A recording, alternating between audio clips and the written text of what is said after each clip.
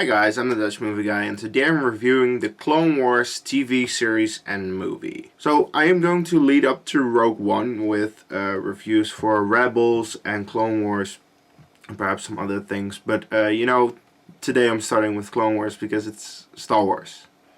Rogue One! I mean, come on, it's something big in my life, and I think I'm going to enjoy doing that. Now, I will keep the first part of my review spoiler-free. I will give a spoiler warning when I go into more details, because I think that not a lot of people have seen this, so it's like, there are some things that I have to discuss, and I have to spoil things for that, but for the most part I can do this spoiler-free. So, for the first part, you're good if you've not seen the Clone Wars. The thing is, I already reviewed the 7 Star Wars movies. That's why I couldn't do that anymore. Look, I did that. Those were some of my first reviews at the beginning of this year. If you want to see those, up on my channel. But I'm going to lead into what is going to be Rogue One, because Rogue One has things tied into Clone Wars actually, and later also Rebels. So I think it's interesting to talk about that and like to give my thoughts about what I think about it initially, and then you can understand what I'm coming from when I actually review Rogue One eventually. So I am still having my summer vacation, and in the summer I had a lot of free time, so I had the time to rewatch the entire Clone Wars TV series. I had seen it before once in episodical order, but ever since I saw it in episodical order, I was like, this is not how it's supposed to be. There were certain episodes in different positions that I was like, this is happening before another event, so I'm not really sure what to think of it right now. But then I found out, oh, there was a chronological order, and that includes the movie. Like, you see a few episodes, then you see the movie, and then you see the rest of the episodes. To be completely honest, the chronological order is 1,000 times better than the episodical order. It makes a lot more sense. So if you have the time, it doesn't really take a whole lot of time, but just take the time to watch it in chronological order, because the chronological order is 1,000 times better in my opinion. Now, the funny thing actually is that most people, me included, think that the Clone Wars TV series is better than all 3 prequels bind together. Like, I already knew that the prequels were kind of bad, but it's another thing entirely when an animated kids show is better than the movies. I mean, come on! And that's credit mostly to how good this show actually is. Like, this show is good. I actually quite like it, even though it takes place in between 2 prequel movies that I don't like. They actually did something well with this. The thing is, I did not see it initially when it released, because I saw the Clone Wars movie first. I did not know about the chronological order. I was just like, oh, back in 2008 Clone Wars movie, oh, another Star Wars movie, I have to see that. And then I did not like it at all. I already, even though back then I liked the prequels, back then I was like, this movie is not good at all. Like, I didn't like that movie, and therefore I did not watch the Clone Wars back when it came out, because I thought it was just as bad as the movie. But then a few years later I found out about the fact that the show actually is a lot better than the movie, and I was like, okay, maybe I need to give it a try.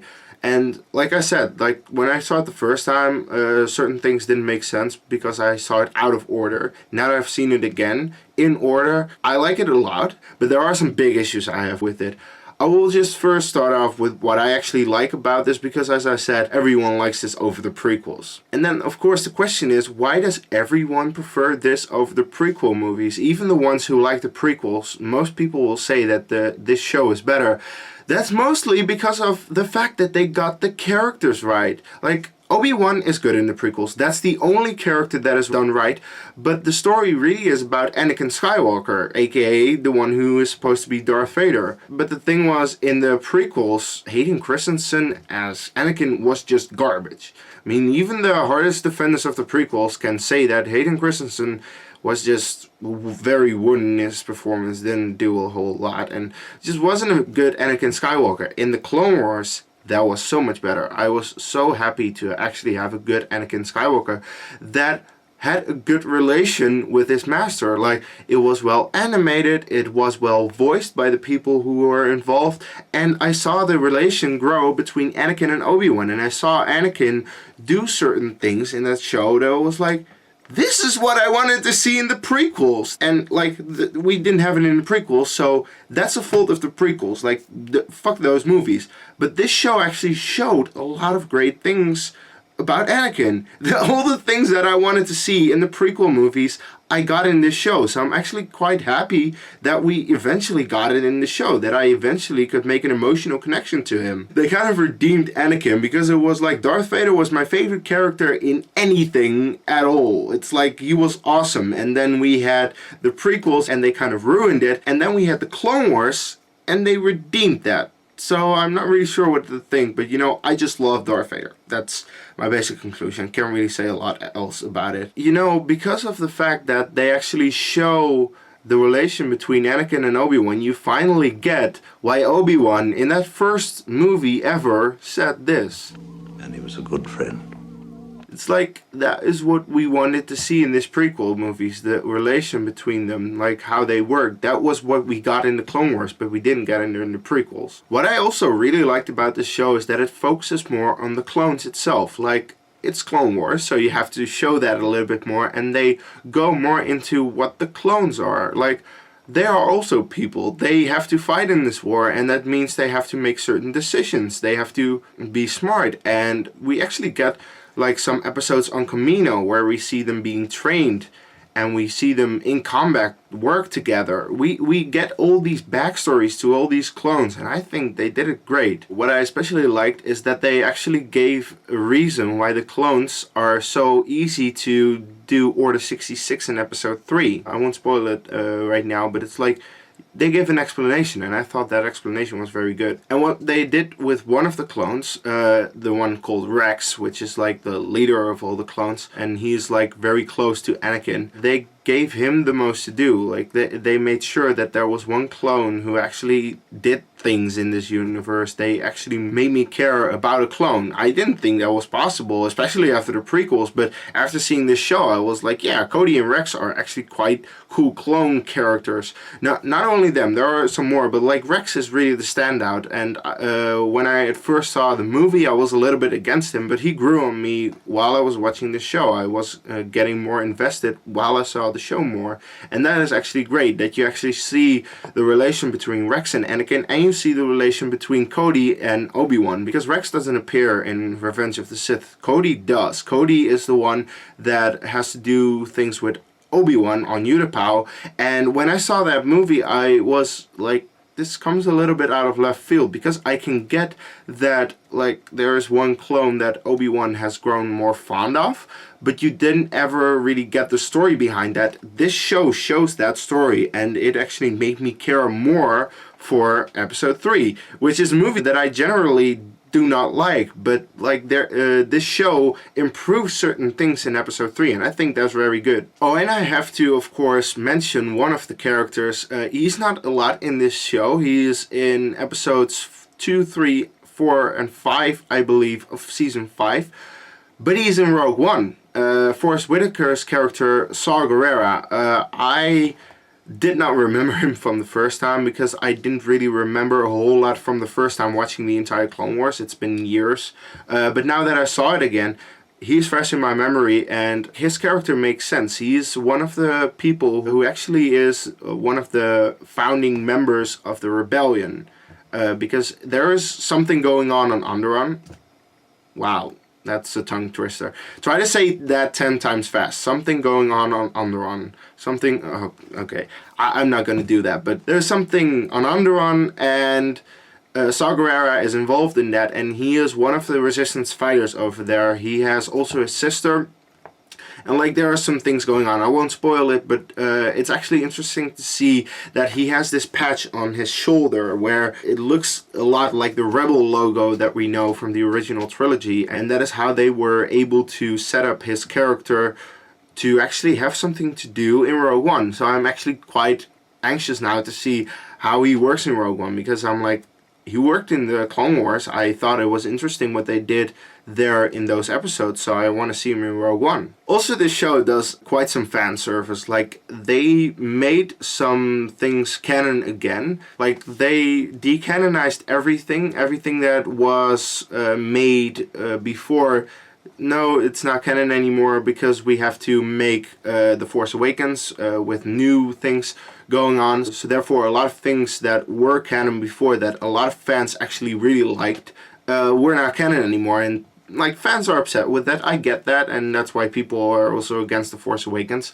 Look, I am not against decanonizing all those things, because like, one of my favorite Star Wars stories that is out there is Knights of the Old Republic. That game was awesome. I've played that a lot of times, and that was canon before. It's not canon anymore. But this show and also Rebels makes things canon again. I'm really interested to see if they make certain things of Knights of the Old Republic canon again, because those are the things that I really loved.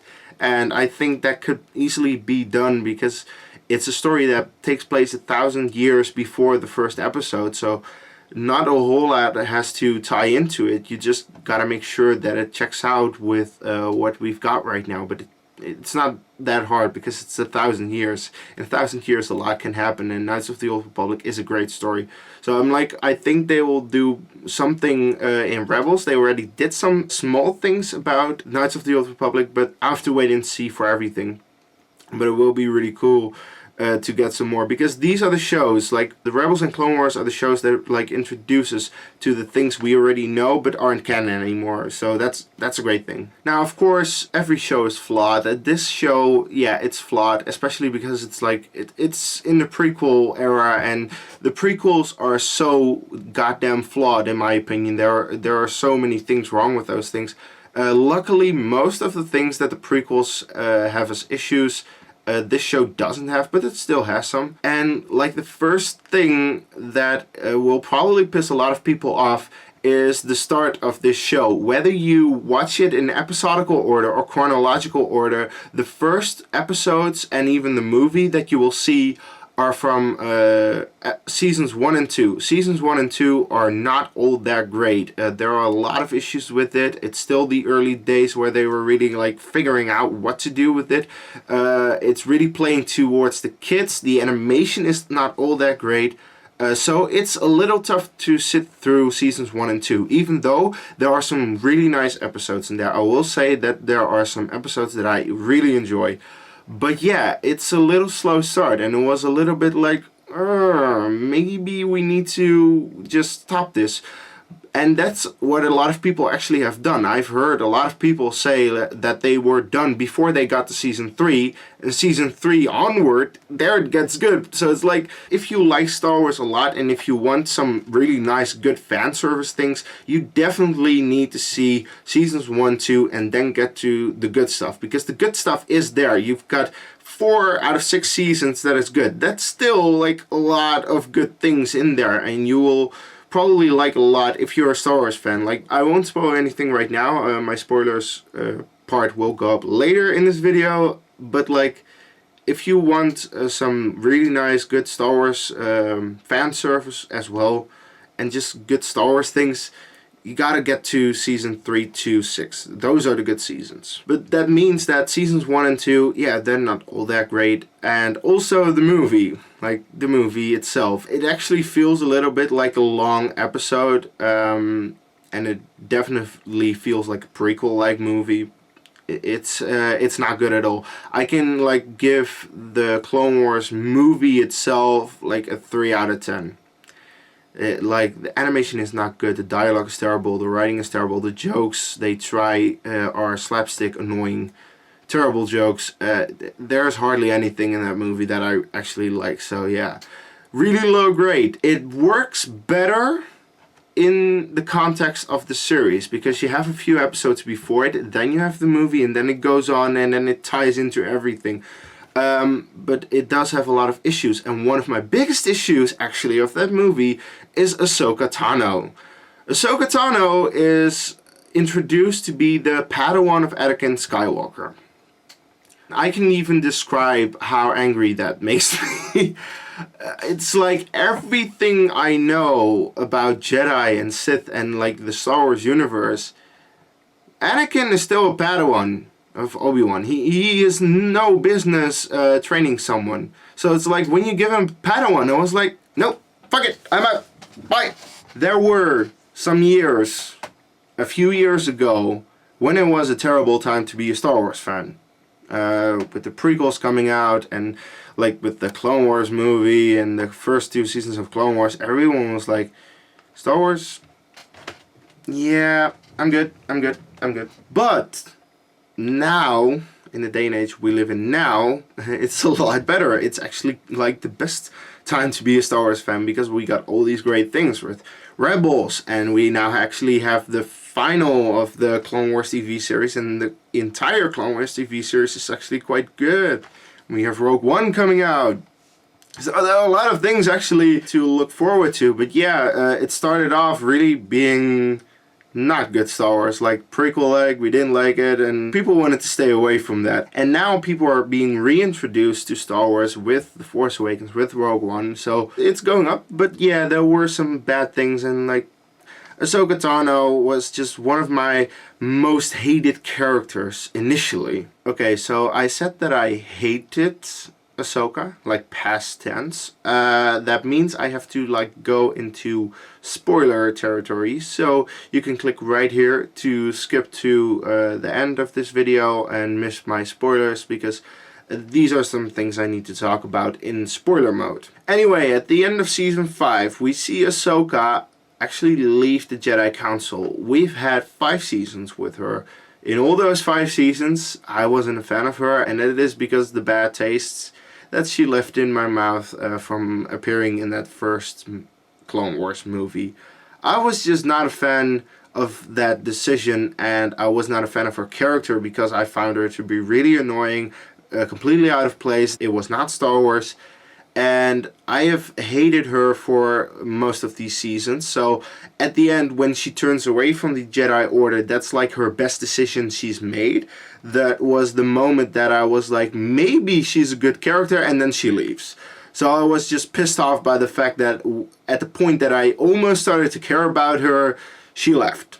So it's like, at the end, I was just a little pissed. However, it does mean that she is still alive, so that she can come back. And that's kind of cool, I think, because, as I said, she leaves at the point that I started to care for her. Now there is a novel coming out about Ahsoka. I don't know exactly when the release is for that, but like when that novel comes out, I want to read that because it's probably going to tell her story after she left the Jedi, and that is something that I really want to read. So I'm like really interested to see what she does after the Clone Wars and what she's doing during episode 3. It's something that I'm really interested in, even though I hated her character at first. That's a character arc. That's a real character arc to make me care about a character that I hate, absolutely despise from that first movie. So yeah, that's a good thing actually about this series. Oh, by the way, now that I am spoiling things, I can finally say some things that have happened in this show. One of the things, they brought Darth Maul back. I said in my prequel reviews that I didn't like Darth Maul. However, what I did like about him is like his look, and he was kind of menacing, and he was kind of this badass looking character that just didn't have any dialogue, and he was killed off after the first movie. That was a mistake. Like, the original trilogy had 3 movies with Darth Vader. That's what I should have done with Darth Maul. Make him the villain in all these 3 movies, but they didn't do that for some reason. However, they brought him back because of the big fan reaction that he got. Like, even the biggest haters of the prequels, and like, I don't like his character, so I'm one of those guys. I liked him coming back in this show, even though I'm very against resurrecting characters. When he came back in this show, that was a new character to me. It was like, yeah, he's still Darth Maul, and that is because he looks really cool. And they went to Dathomir with his species, what we know of him. Like, that was really cool. And I actually liked his brother as well, Savage. Like, that was an interesting story, and I wanted more of that in the prequels. Once again, prequels are garbage, but this show is good.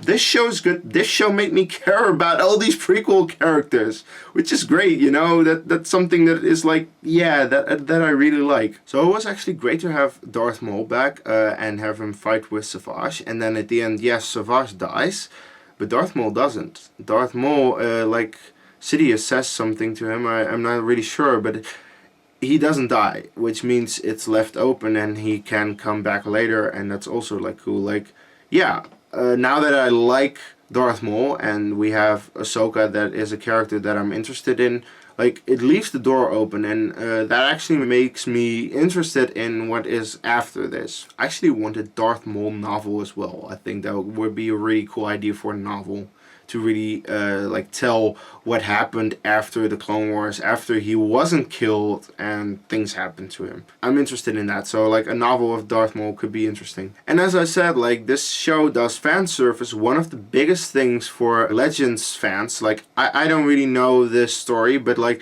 I heard people, Darth Bane is back! What I know about Darth Bane now is that he was this ancient Sith Lord that created the Rule of Two. The Rule of Two is that the Siths have a master and an apprentice, nothing more, like what Yoda said in episode 1. So that is something that Darth Bane created, and they brought back his character. So now that his character is back, it makes sense that his rule still exists. And like, yeah, it's a little bit of fan service, and I think it's done really well because it makes sense when he is brought back. So I started saying some bad things, but I eventually came back to saying good things.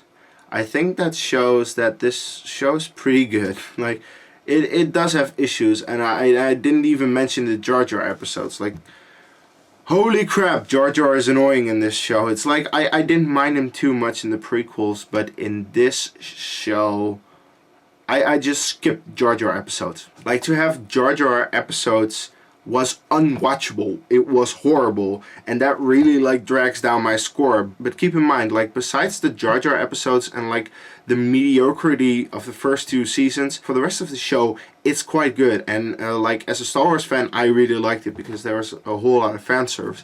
And for that, I will give the entire Clone Wars show a 7.5 out of 10.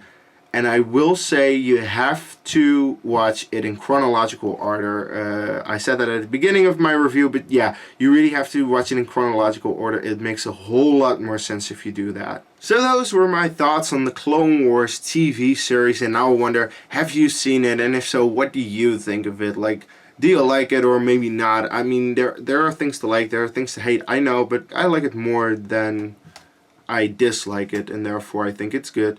But like, please, whatever you think, let me know in the comments below. Now, next week I'll be back with my Harry Potter review series. Then I'll do Chamber of Secrets. I will probably be back with another review leading up to Rogue One in like a month. Like, there aren't a whole lot of things I can really review ahead of Rogue One, but I did want to review the things that I can, so that you have a little bit more of an idea what I'm going into when I go watch Rogue One. And if you've liked my review, you want to see more of my movie and trailer reviews, click right here.